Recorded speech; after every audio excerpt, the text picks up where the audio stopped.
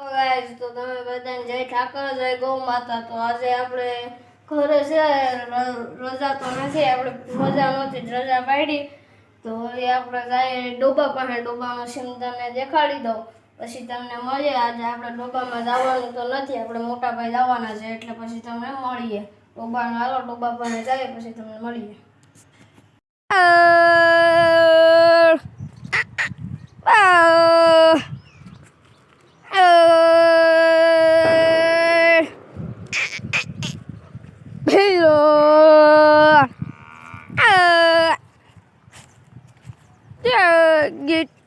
હવે આપણે ડોબા પાસેથી આવી ગયા ને ડોબાનો સીન તમને દેખાડી દીધો.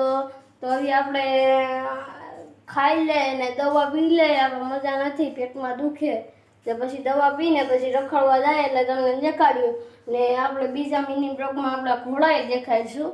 તો આપણે પછી જાહું કાલ કા પ્રમથી જાહું ઘોડા દેખાડવા. આજે તો નહીં જવાય એમ, ખાલી આજે ઘોડા સરતા હે એટલે ઘોડા જોવા જાહું. તો એ આજે જાહું તો તમને દેખાડી. તો હાલો આપણે પેલા રમી લઈએ.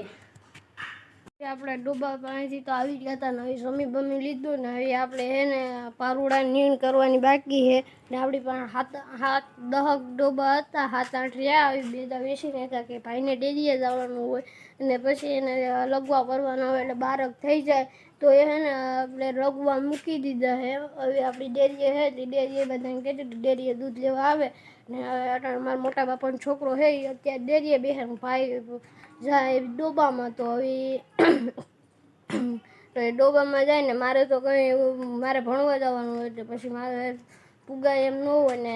પપ્પા પછી એને ગાડી હાંકવાની સ્કૂલમાં વાન હાંકે એને પછી ઇકો લઈને જવાનું હોય કે એને ટાઈમ પૂગવું હોય એટલે પછી ડેરીએ હોય તો પુગાય નહીં. ડાયરેક્ટ બપોરી વસારે થોડીક બંધ, પછી બપોરે બંધ કરે. સવારના પછી એને જવું હોય તો બંધ કરીને થોડુંક આવતું.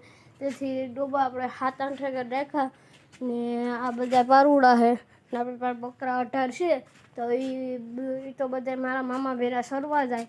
તો હવે આપણે પછી નીણ નાખી દઈએ પછી તમને મળીએ. પછી આપણે જઈએ આપણે ગોડાવાઈને પછી તમને મળું.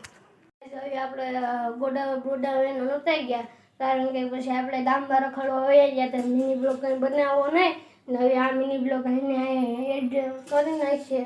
તો હવે આવો મિની બ્લોગ જોતા હોય તો લાઈક સબસ્ક્રાઈબ કરીને આવા મિની બ્લોગ તમને જોવા મળશે.